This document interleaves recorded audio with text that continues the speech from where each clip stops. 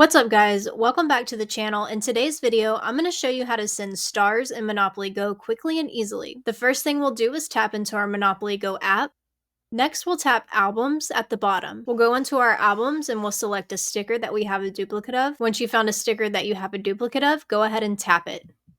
Next, tap share. Here you can select from this list of friends, or you can tap the search bar to search for another person. In order to send stars to someone, you have to send them a sticker that they already have. So you have to send them a duplicate sticker. The duplicate sticker needs more stars than what they already have. If you send them stickers they already own, they will receive the corresponding number of stars, which they then can redeem for points. So make sure you send them a sticker that they already have so they can get points. That's all for today, guys. I hope this video helped you send stars on Monopoly Go quickly and easily. If you found this video useful, make sure to give it a thumbs up and don't forget to subscribe for more quick videos like this one. Drop a comment below if you have any questions or ideas for future videos. I'd love to hear from you, and I'll see you in the next one.